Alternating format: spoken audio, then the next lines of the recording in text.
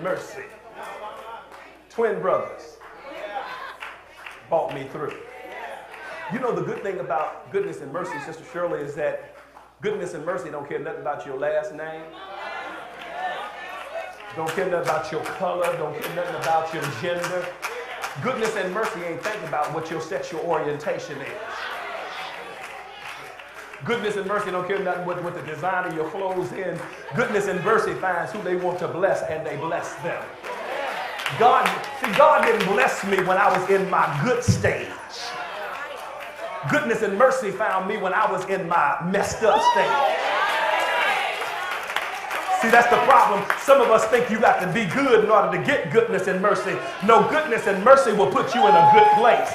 I was in a bad place when goodness and mercy found me. And thanks be to God, goodness and mercy found me wherever he found me. And guess what? It ain't your business where goodness and mercy had to find me. Worry about where goodness and mercy got to find you.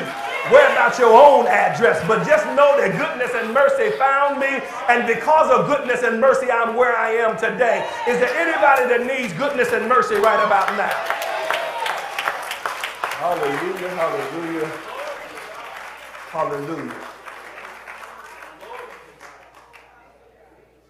Moses was God's chosen prophet at the time. Yes, sir.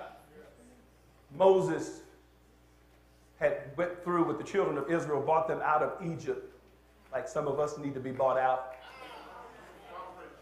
He brings them out of Egypt, and as he brings them out of Egypt, Moses is now old, and Moses has brought them to the promised land. And all of a sudden, Moses gets new instructions from God. Don't ever think that you're too old to get instructions from God. God will give you instructions for the time of your life that you're in. See, some of us get mad because God has given somebody else some instructions to do something some way that you used to do. That was what you used to do, but now God has something else for you. And you ought not, those of us who are a little bit older and those who are older than me, don't get jealous when God decides to use somebody else for what you used to be used, because God's trying to put you someplace else where you can be used for the season of life that you're in.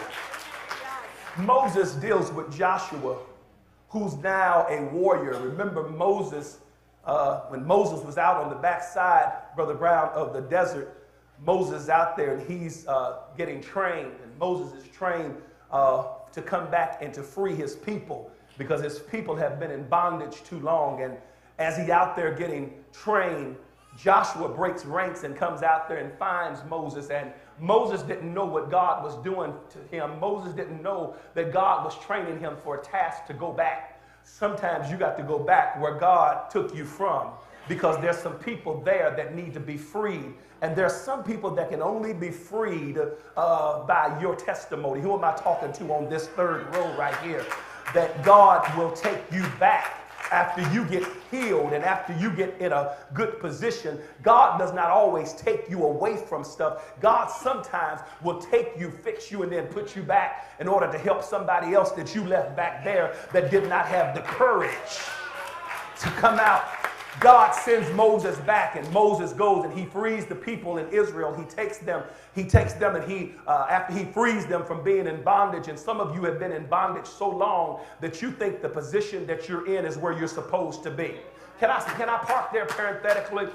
Some of you think that how you're living right now, because you've been in it so long, you think that that's the condition that you're supposed to be in. But God sent me today to tell you that the condition that you're finding yourself in is not necessarily the condition that God wants you in, but this is the condition that God wants you to get tired of so you won't go back to it.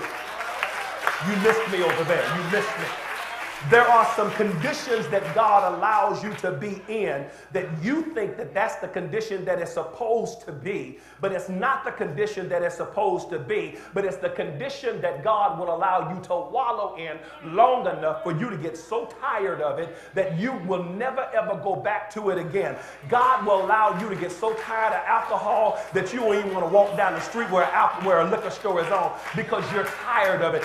Can I go in there a little deeper? God will allow you to stay in sex so long that you've had so much sex that if somebody come at you with a sexual proposition, you don't want to have nothing to do with it because you don't want to have just sex anymore. You need a love-making experience.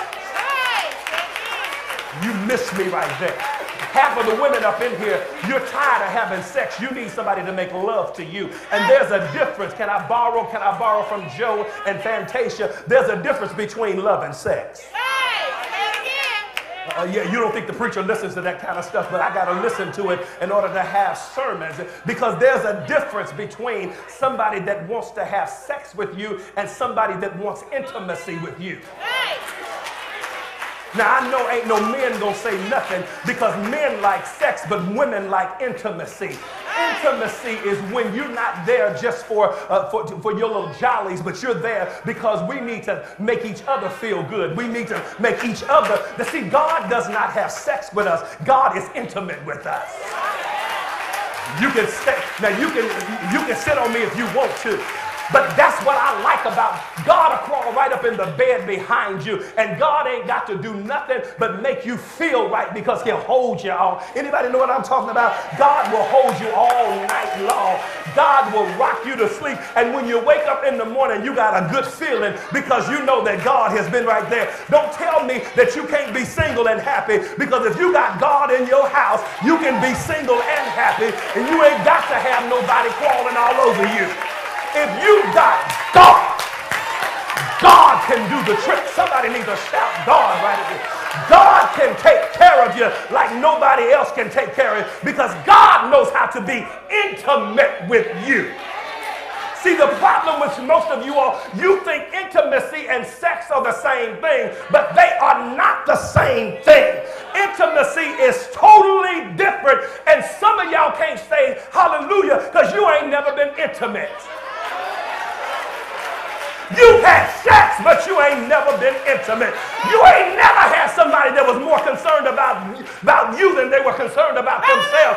You ain't never had somebody that it wasn't about some quick little sexual experience, but it was about having experience with you for a lifetime. It was not just about a quick moment, but it was about your lifestyle. It's about a lifestyle. It's about a whole lifetime. That's the reason why some of y'all looking at me so dumb, because you don't know what intimacy is, because you've been sleeping with every Tom, Dick, and Harry, Judy, Betty, and Sally, and you don't know what it's like.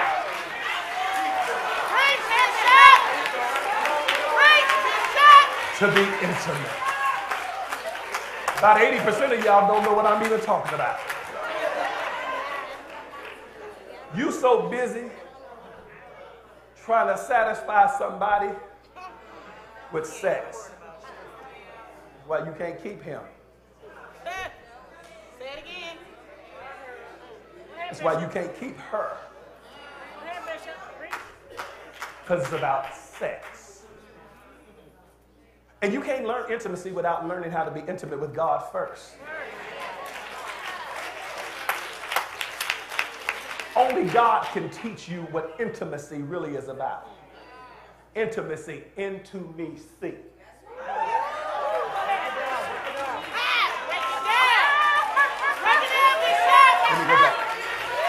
Intimacy, into me, see.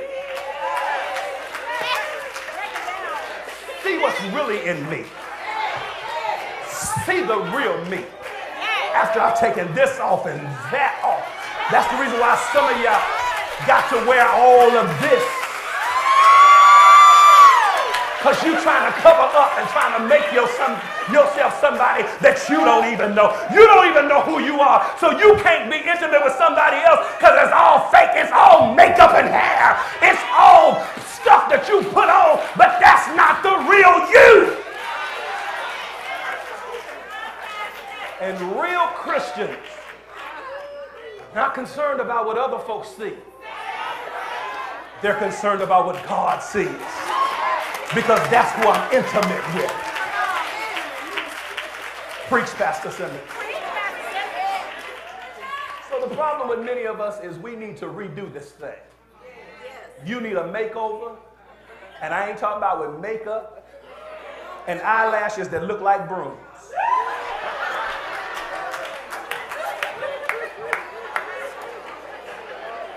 I don't understand it. When I can see your eyelashes before I see you, you're doing too much. And the only one thing that's cute is you. Everybody else is talking about you. Because you playing cover up. You playing trick or treat. Moses deals with people. Moses goes back. He gets back to the point where he's now in Egypt. He frees the people from Egypt, takes them, you know the story, to the Red Sea. They get out there. You got to be careful of people that have been in bondage too long. Because D, if they've been in bondage too long, you give them freedom, they lose their mind. The problem with us in the African American experience, and we think that this is Generation X, but the problem with Generation X is not that they've lost their mind, is that they don't know what to think. Let me tell you why. There was a generation that came out of slavery that were still controlled by Jim Crow laws and were still controlled. They were still controlled. In other words, they still had to be at home certain times. They still could be hung.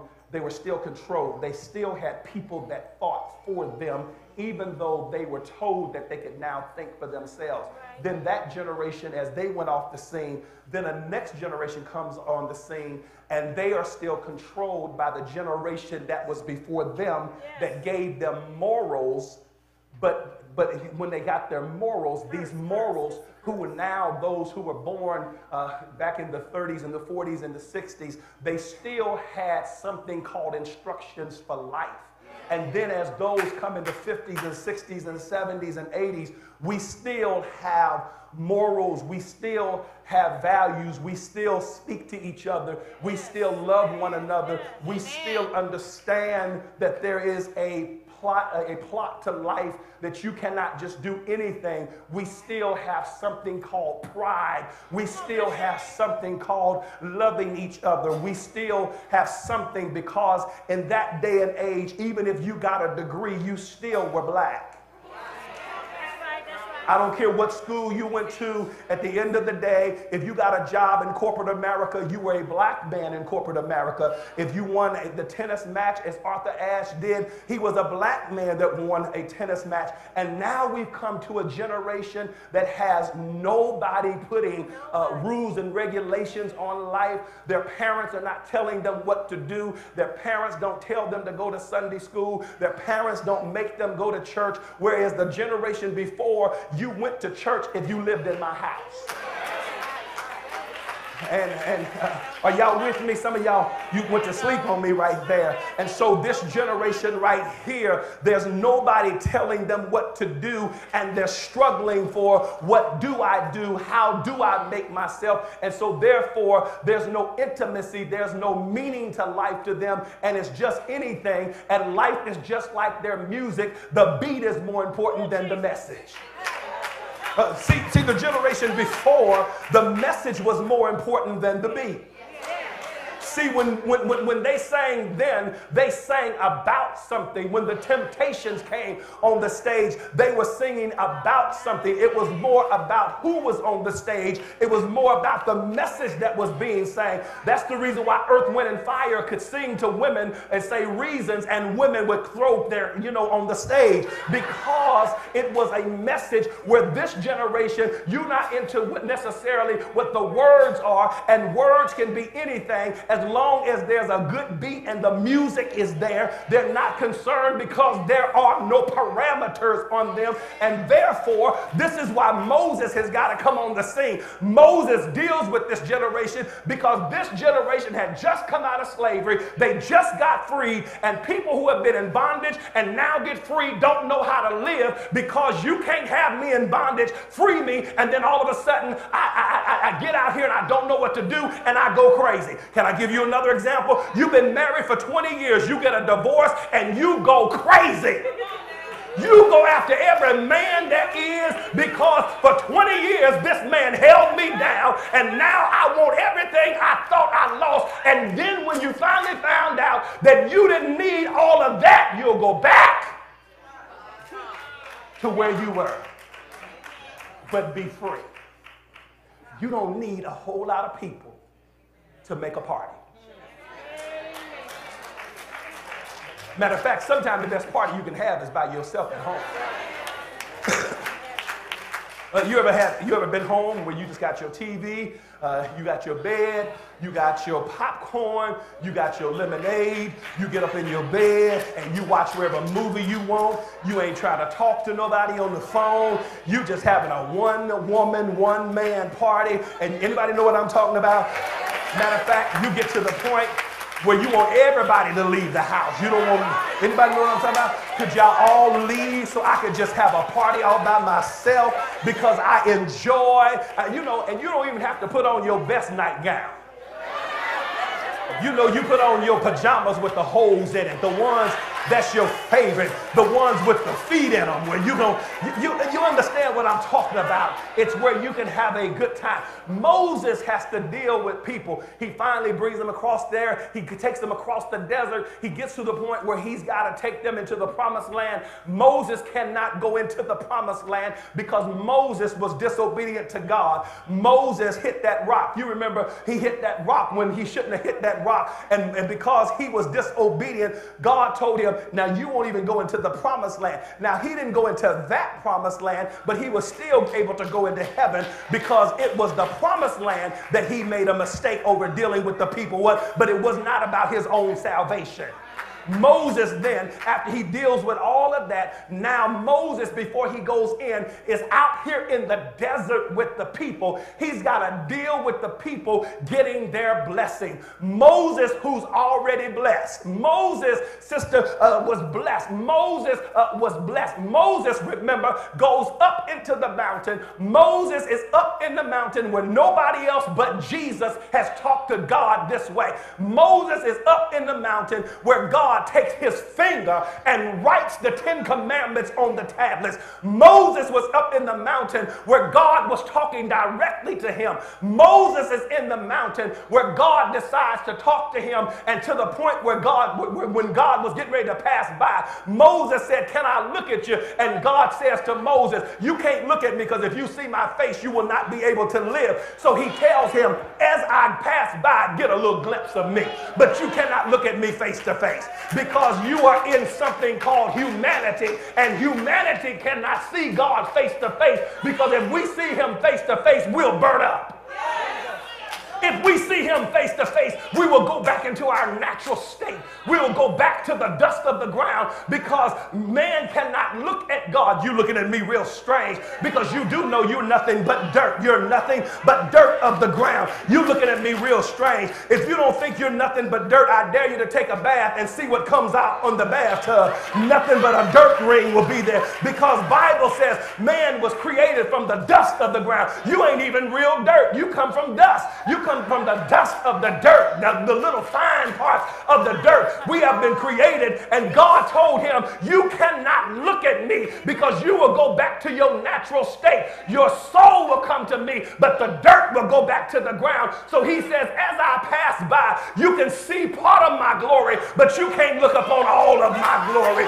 And the only way you can see all of God's glory, I don't mean to make nobody shout right about now, but if you want to see God in his real glory, you're going to have to take off humanity, and you're going to have to get ready to see God. That's why we all want to get to heaven one day, so we can see God in his full glory. One day I'll be able to look upon his face. One day I'll be able to say, "Thank you, Jesus, but I can't take this to glory. I've got to let my soul go back to glory." That's the reason why you got to make sure your soul is in control of your spirit and not your spirit. I mean, your soul is in charge of your body, and not your body in charge of your soul. Because you can mess around and miss seeing God's glory because the dirt got in charge. When the dirt gets in charge, you're going to miss out. That's the reason why you got to hold your tongue sometimes. That's the reason why you can't say everything you think. That's the reason why you can't do everything you imagine. Y'all ain't saying nothing. Go ahead, Bishop. Because Q, if I could control my mind,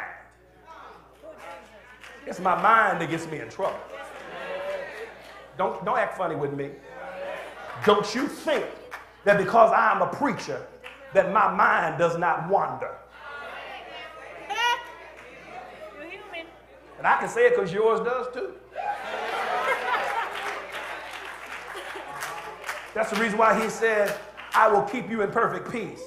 All whose is stayed on me. You got to keep your mind stayed on Jesus.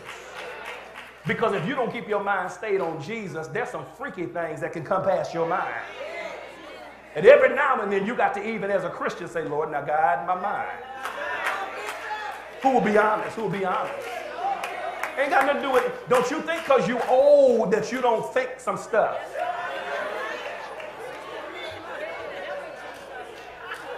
Old people ain't forgot how to do sin. Matter of fact, they know how to do it best. And don't think all old people can't still do what they used to do. Just because they don't do it and tell it like you do. Hallelujah.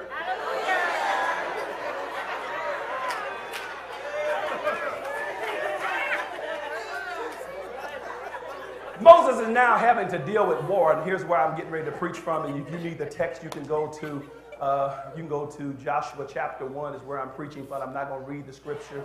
You used to be doing that. You ain't putting me in that box where I got to do what I used to do. Moses is now to the point where he's gotten above the crowd. There's 3 stages to every leader, every leadership. First stage, you might want to write this. First stage is when you are among people. Even with your children, there comes a time when you're among them. When they're young, you're among them. Second stage of leadership is that you're in front of them. There comes a time, even as a parent, you got to stop being among your children and their friends. And you got to be in front of them and lead by example.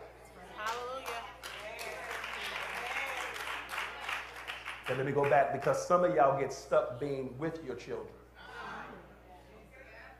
You want to hang out with their friends. You want to dress like them. You want to think that you're their age. And there comes a time you got to get away from them and be in front of them and be the example. The third level of leadership is when you're above them. There ought to be some things you're above doing with your children. Ain't no parent got no business sitting around getting high with their kids. You need to stay in a parent role. Because they need somebody that can give them that wisdom and that respect. That when they mess up, they can go to their parent. But if they messing up with the parent, they can never go to them because you're with me. Are you hearing me on today? There comes a time when you don't sit around cursing and stuff with your children, telling your children the stories of what you did when you were their age. Because some people don't need to see their parent. Matter of fact, I don't want to hear nothing about my mama ever having sex. That ain't supposed to happen. That's nasty.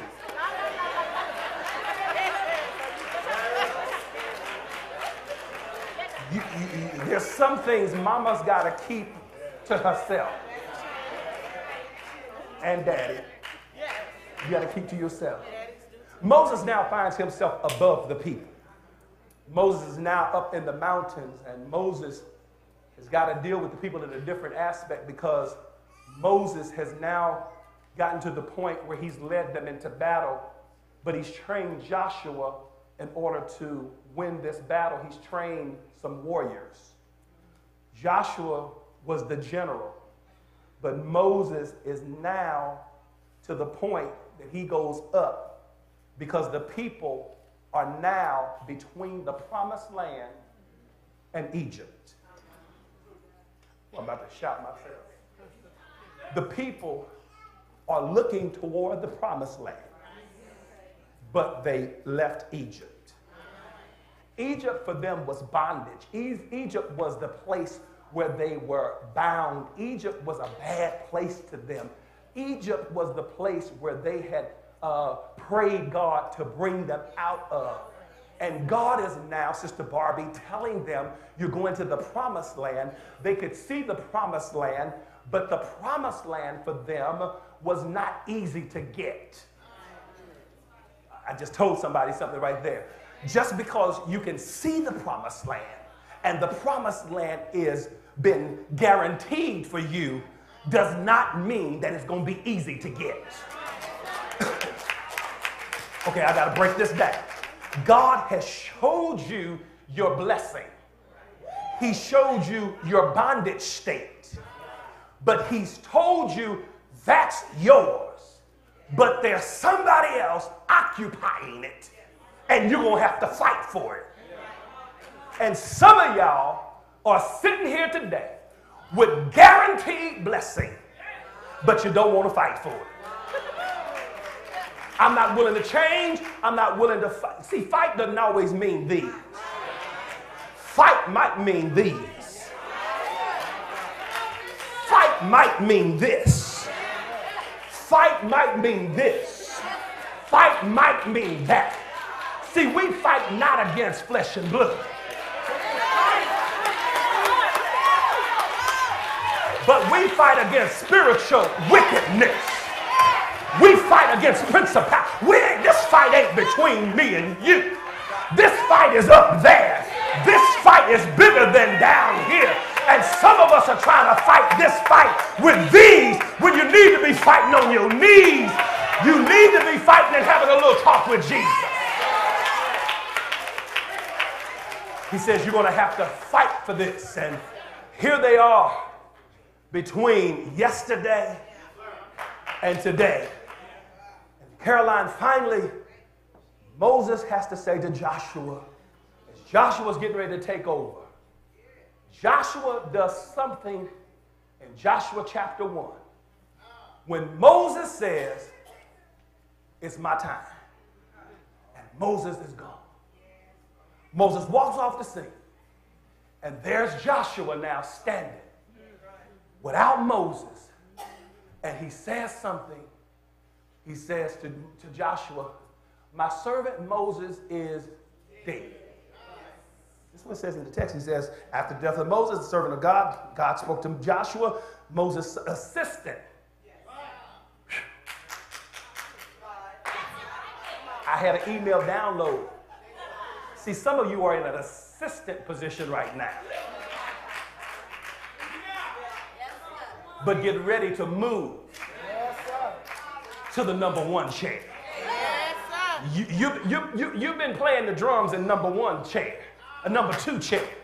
But you need to learn everything in number two chair, because you don't never know when you're going to step into number one. And you can't step into number one and get ready. You need to be ready when you step in. I'm preaching to myself. You can't wait till you get there. Maybe I should say it this way. It's better to be prepared and not have an opportunity than to have an opportunity and not be prepared. Who am I talking to today? You have an opportunity coming your way, but you're not prepared. God's preparing you for something right now, and he's taking you through some stuff, but you sitting there stuck on stupid. You don't want to get prepared for your opportunity because you hanging around with Ray and Shaquita now. You need to get yourself prepared because God's got a blessing coming your way. Let dumb folk and losers hang out together, and you need to get by yourself and open up some books and get on your knees and get your wardrobe together and get your stuff together, because your opportunity is on its way. God's getting ready to move somebody so you can step in their position, and you're not ready. Tap your neighbor and say, get ready. Get ready. The time is coming for God to bless you, and you're not prepared.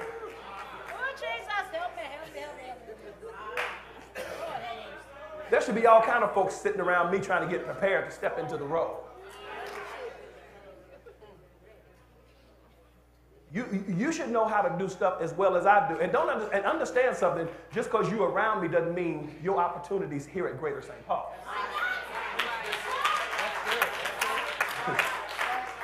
See, God can give you opportunity that's not right here. God can lead you someplace else, but you need to be prepared when the time comes. But the problem, how many opportunities have you missed because you was not prepared? How many husbands did you miss because you wasn't prepared? How many wives? I missed a few because I wasn't prepared. That I go back now and say, I should have married that woman. All right now. But I was not, because God will not make a blessing sit there and just wait on you. Yes, sir. Say it, Bishop. He deals with them. And I'm almost done. He deals with them. Is this all right? I know, and I didn't forget offering. I want y'all to understand, I didn't forget.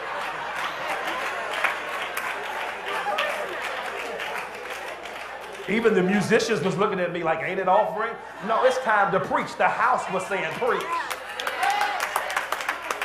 And one thing I'm open to after spending time with, I'm open to the move of the Holy Spirit. Whatever Holy Spirit says, that's what I'm open to. And you know, traditionally we like to do what we done for 50 years, but I'm trying to tell you, God's saying that was then, but this is now. There's a whole new, come on, tap your neighbor and say that was then, but this is now. Being broke, that was then.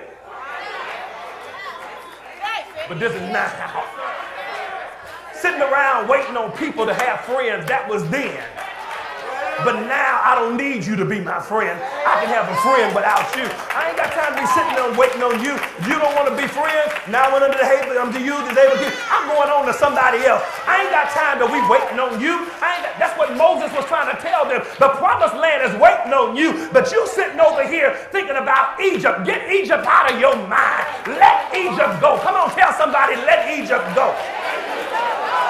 It's all about what? It's about your future. It's about your future. You sitting up thinking about your past. The past is gone. You can't change nothing about the past. You can't go back and change some stuff. You need to let that go. Yes, I made those mistakes. Learn from your mistakes and keep on trucking. Moses deals with them, and Joshua starts dealing with them. God deals with Joshua. He tells Joshua, I got to give you this message that he tells Joshua. He says, Moses, my servant is dead. Get going. Cross this Jordan River. You and all the people cross to the country I'm giving you. God says, I'm giving you this to the people of Israel. I'm giving you every square inch of the land you set your foot on. Somebody gonna get that. I'm giving you every square foot. In other words, wherever they put their feet. Wherever. I want that too. I want that, and that. Every place you put your feet, I'm giving this to you. Some of y'all gonna go home today putting your feet on stuff.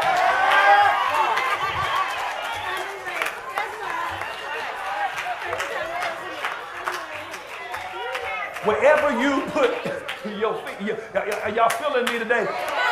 See, it's only about 50 y'all can hear me today because this is a spiritual thing. See, some of y'all, you thinking carnal. This ain't carnal. This is spiritual. He says, look at the text. He says, wherever you put your feet, I'm giving you every square foot of this land, wherever you put your foot on, just as I promised Moses. It was the promise of Moses. I'm passing it down to you, and wherever you put your feet, that's what I'm going to give you. From the wilderness of this Lebanon east to the great river, the Euphrates River and the Hittite country, and then west to the great sea. He says 3 words in this sentence. It's all yours. Come on, say it to yourself, it's mine. All your life, no one will be able to hold out against you. In the same way I was with Moses, I'll be with you. I won't give up on you. I won't leave you. He says strength, courage. You're going to lead this people to inherit the land that I promised to give their ancestors. Give it everything you have, heart and soul. Make sure you carry out the revolution that Moses commanded you. Every bit of it. Don't get off track. either left or right, so as to make sure you don't get you get to where you are going, and don't for a minute let the book of the Revelation be out of your mind. Ponder and meditate on it day and night, making sure you practice everything written in it. Then you'll get where you're going, and you will succeed. Haven't I commanded you strength, courage? Don't be timid. You ain't got to be timid about this one. You know, tell somebody, that's mine. No, some of y'all ain't done nothing. Come on, tell it's mine. You ain't got to be timid about it. If you know that's what God's doing for you, go on and let people know. No, that's mine. That's mine. This is my house. This is my house. You ain't got to be timid. You ain't got to explain nobody. How do I know it? Because God said it. It's about my future, and God said it. And finally, he says, don't be timid. Don't be discouraged. God, your God, is with you every step you take it. Everywhere you go. Everywhere you go. God is with you everywhere you go. It's yours. But you got to let Egypt go. It's about 20 of y'all looking at me. You still got Egypt. You walked in here with Egypt. You look like Egypt. How do I know? Because you look like Egypt. You could always tell Egyptian women, because Egyptian, matter of fact, some of the makeup and stuff that we wear, our makeup habits today come from Egyptian women when they wore all that makeup looking like Endora on Bewitched. If they got that from Egypt, you look like Egypt. Let me see if I can explain it this way, and I'm done. When Lazarus was in the grave, they wrapped him in grave clothes. I explained this morning when Jesus got ready to come to Lazarus, because Lazarus is now in the grave. Before he gets there, Mary and Martha, who were Lazarus' friends, Mary, Martha, Lazarus were Jesus' best friends. Look at your text. Jesus was great friends with them. Every time Jesus went someplace, he stopped at their house to eat. Not only did he stop at their house to eat, but he would stop there. And Mary loved him so much, Mary washed his feet. Mary did the manicure pedicure thing with him. Martha was the cook. Look at the text. I'm just putting this in your terms. Martha cooked for him while Mary bathed his feet. And Mary loved him so much, she washed his feet and sometimes put expensive perfume on it, where people got mad. And when she didn't have a towel, she took her hair and she dried his feet with her with her hair.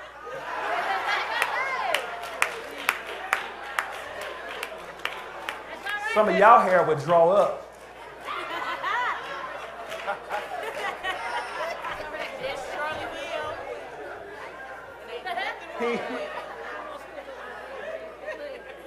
Lazarus, which was his buddy, they were dogs. They were buddies. Jesus off doing his thing. Jesus now is out there. Lazarus got sick. Mary and Martha sends a message by messenger. Take this to Jesus. Tell Jesus his friend Lazarus is sick. He'll come for us because we're friends. Isn't that understandable? Your friend would come when you're sick. But Jesus don't rush to Lazarus. Lazarus is sitting up there sick at the point of death. Jesus keeps on doing what he's doing. Then finally says, let's go. But by the time he said, let's go, Lazarus is dead. They didn't have the funeral. They didn't bury him. They sitting at the table with cakes, pies, chicken, green beans, and rice pilaf.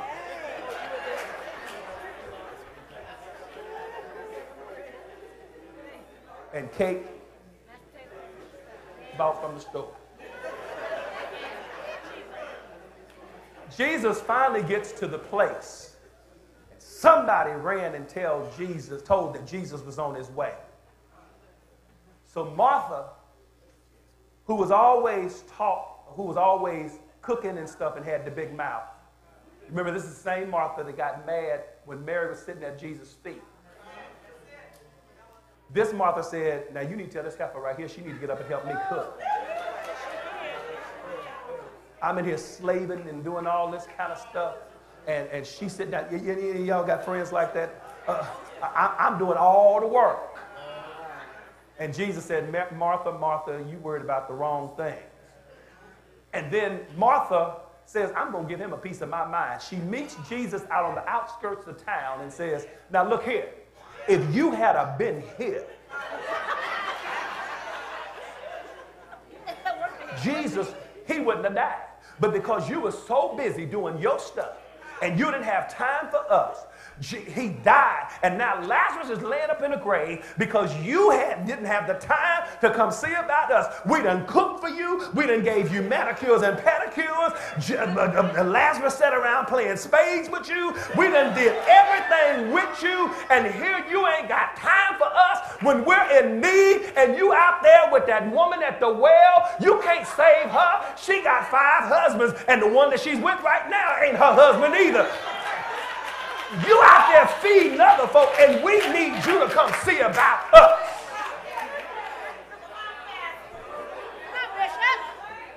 Now, most brothers would have got with her. You got one more time to get up in my face. But what does Jesus do? He walks past her. He gets past her and gets to the place where he sees Mary. Mary is now there, and Mary was a little bit quieter spirit. And Mary says, Jesus, he's dead. He had just been here. Because the problem was not they didn't have faith in him. Now, come on with me now. They both had faith in his ability. Okay, remember, Martha says, if you had just been here. Mary says, if you had been here, he wouldn't be there. So they believed if he showed up, that everything would be all right. So they had faith in him. Elder May, I'm about to wander up on something. They had faith in him, Elder May, but the problem that they had was not a faith problem in him, but a faith problem in his time.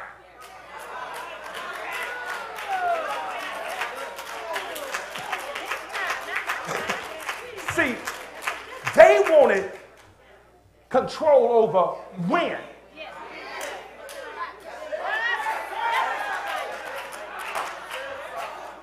They didn't have no problem with the what or the how. They had problems with the when.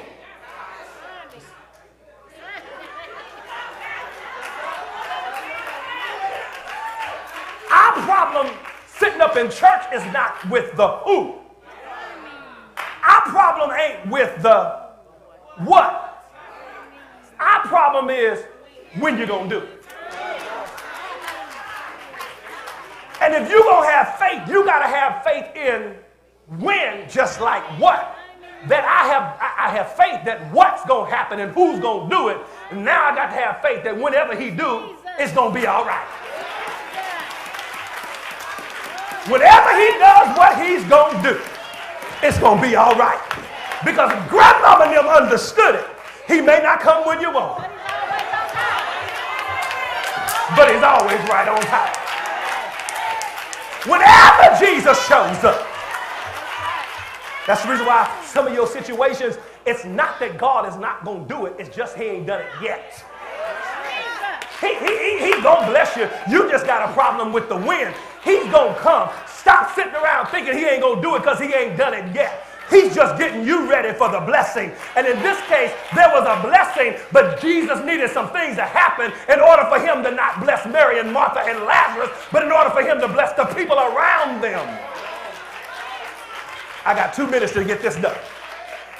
He gets to Mary. He has to comfort Mary a little bit different. With Martha, he walks past her because ain't no use of me and you arguing. If I say anything, it's going to be an argument. So I'm just going to leave this alone. You know how some of y'all are. And ain't no use when you're mad, ain't no use to argue with you. Just leave them alone. Let them say what they're going to say. Am I right, fellas? You know, I'm going over here to this. Am I right? There's some women you don't argue with. You just let them talk. Whenever you calm down, we'll talk later. But we ain't going to sit here and argue. And see, Jesus knew how to handle women. Y'all think Jesus knew how to handle women. Jesus knew how to handle women. He stopped at the woman at the well and he knew how to handle her. She thought what he wanted is what he wanted, but what he wanted ain't what he wanted. He gave her something that she wanted, but she didn't know how to ask for it. And she left talking about, come see a man. Come see a man. Come see a man. Them other 6 didn't get her to do that.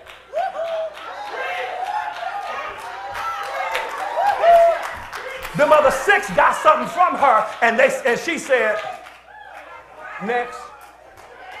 But when she got to Jesus, Jesus didn't give her no sex. Jesus gave her intimacy.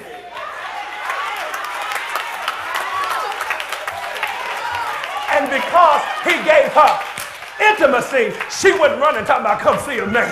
Come see a man. When the last time you women would talk about come see a man?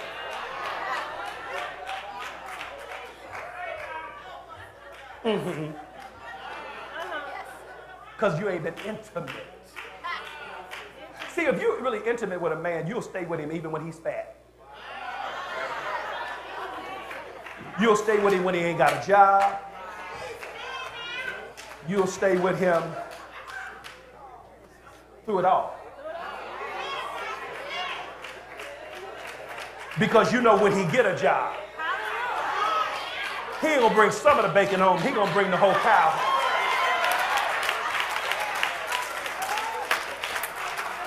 Another sermon. They get to the tomb. And Jesus tells Mary, Mary, take me where he's buried. Mary goes into her carnal state and says, he stinketh by now. By now, he'd been in the grave 4 days. And anybody that knows Jewish law knows he had been out, and they had been covering him with spices, just as they did with Jesus. They had been covering him with spices and things to preserve his body for some time. They have kept him out of the grave. Now they have put him in the grave, and he's been there 4 days. He's in the grave 4 days. And now here comes Mary and Martha to the grave. And around the grave are the grave criers. You know, folk that they ain't seen since the last funeral. They're around the grave crying. They're wailing because it was tradition that people would show up and help you to mourn. And they stood there crying where Mary and Martha is standing there with Jesus. And Jesus says something that is unusual because once a person was buried in Jewish tradition, you did not disturb the grave. The rock has been rolled in front of the tomb. And now that the rock is in front of the tomb, you're not supposed to go in there and disturb that grave. And Jesus says, remove the tomb. Jesus was giving them a dress rehearsal for what was going to happen on Easter morning.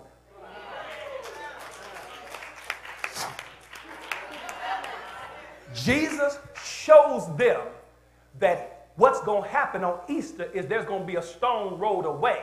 Except the difference is I'm going to be on the inside and I'm going to move it without nobody moving the stone.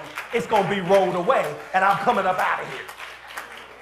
Jesus takes him to the tomb, rolls away the stone, and then calls Lazarus' name. Lazarus, come forth. Now, can I park here parenthetically? The old preacher would say, joy, that he called Lazarus' name. Because if he had said, come forth, everybody dead would have started coming forth. But that's going to happen one day too. But that wasn't the day for it. He said, Lazarus, where you at? Come out of here. All of a sudden, the folk crying on the outside of the tomb. Martha with her big mouth and Mary with her crying self. Shut up. Because something started moving on the inside of the grave. Because where the grave is supposed to be quiet, it's now noise on the inside of the grave. And where they supposed to be quiet, crying, they done got quiet. They done reversed the role. Ain't that just like Jesus? Come in here and turn things upside down and inside out. He decides to do something. He opens up the grave. But before he opens the grave, we can't forget the most important part of this text, Brother Brian. Jesus stands at the tomb and he does something that we all talk about and we don't understand. The text says Jesus wept. He's standing there with Lazarus dead on the inside, Mary and Martha crying, and folk on the outside waiting to see what's going to happen. And he cries. Mary says he stinks. And Jesus starts crying. But Jesus was not crying because of the stink on the inside. He's crying because of the stink on the outside. It wasn't the folk on, it wasn't Jesus, it wasn't Lazarus that was stinking. It was folk on the outside. He's not crying because of the condition of his brother on the inside of the tomb. He's crying on the condition of the brothers on the outside of the tomb. The brothers on the outside of the tomb standing there crying. The women on the outside standing there crying, and they got Jesus standing there. Because they didn't understand that Jesus had power. Now, they didn't heard about him. They had faith in him. Ain't this the same Jesus that healed the woman? Ain't this the same Jesus that gave sight to the blind? Ain't this the same Jesus that fed 4,000? Ain't this the same Jesus that stood on the brink of the ship and said, peace be still? Ain't this the same Jesus? But when it comes to my situation, operative word, my situation. Why is your situation any different than anybody else's situation? If Jesus can do it for them, can't he do it for you too? If he can heal somebody else, can't he heal you? If Jesus can give sight to somebody else, can't he give you sight just like he did for anybody else? If you're hungry and need some food, if he fed 4,000 and then 5,000, won't he feed little bitty old you? You thinking he can't handle your situation, but I got news for you. He can handle your situation just like anybody else's situation. But the difference is you got to wait on him and you got to let him do his thing when he gets good and ready, because all he did was told Lazarus, Lazarus, come forth. And here's my last piece and I'm done. When he called him forth, Denise, he calls him out of the tomb. And he says, take the grave clothes off. Sister Mag, there was something that we don't understand. We can't. You can't go into your future wearing grave clothes. Okay, let me break this down. The reason why some of y'all can't get what you want is because you still wearing your grave clothes. You still look like what you looked like when you was dead. You didn't come out of being a prostitute, but you still wearing prostitute clothes. You can tell me all day long you ain't a prostitute no more, but you dress like a prostitute. My mind tells me you still a prostitute. Because if you don't want to be a prostitute no more, you ain't dressing like a prostitute no more. You dressing differently.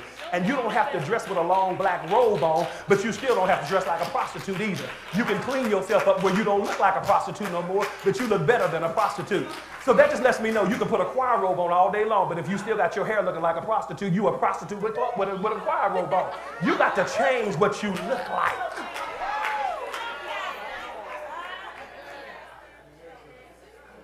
If you want God to bless you, and you want to go into your future, stop dressing like you used to dress. Now, the problem with y'all is y'all think I'm talking about these little rags. I ain't talking about, see, you dress on the outside for what's on the inside. What's on the inside comes on the outside. That's the reason why some of y'all still can't, you can't go no place without putting a rag around your head. If you ghetto, and that's what you do when you in the ghetto.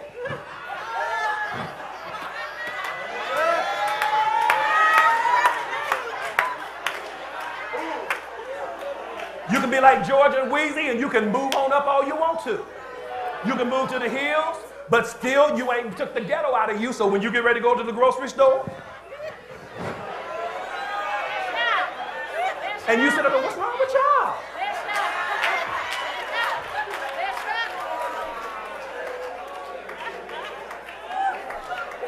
You should know you don't dress like that no more. You should know you're above that kind of thing anymore. Take some time. Brush your hair. Even if you got to put it in a ponytail, brush it back, put it in a ponytail. If it don't make no ponytail, just brush it down.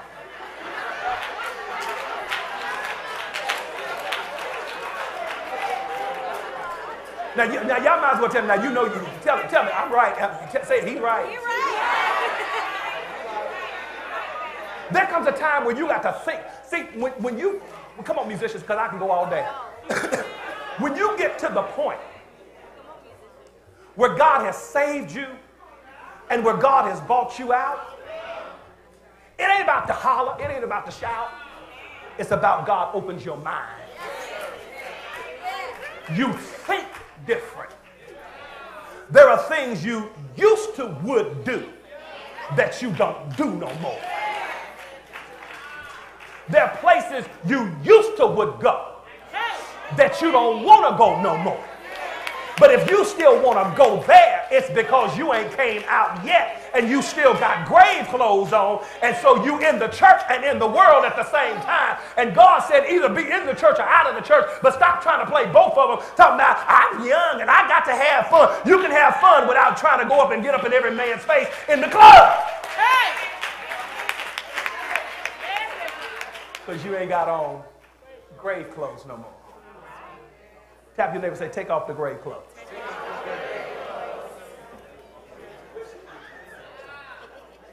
Tap them again. Say, I mean it. Take them off.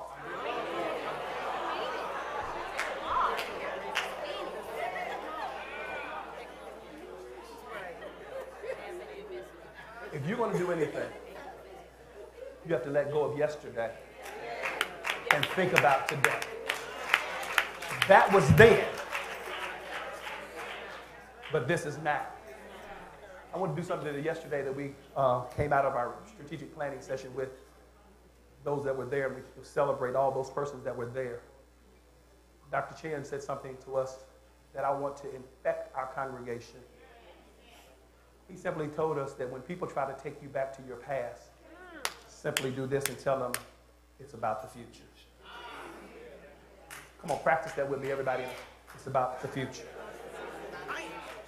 And you ain't even got to say it no more. It's just when people try to bring you down, take you back, try to take you to Egypt, just simply do this. I'm headed to my future. I'm headed to my future. They might not even understand what you talked about. But you can be standing in the bank line and they try to tell you, you know you ain't got no money in the bank. Just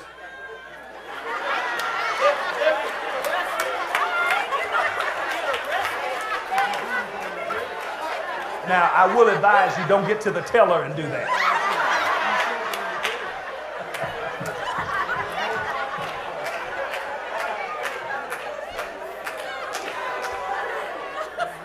Don't go way down in East Oakland on Friday night doing this. But it's about your future. Stop thinking of your past and start thinking of your future. Matter of fact, I want a commitment of everybody at Greater St. Paul. We've been here 60 years. Amen. That was then, but this is now. It's about the future. Whoever was here, they was here. But it's not about who left, it's about who's left.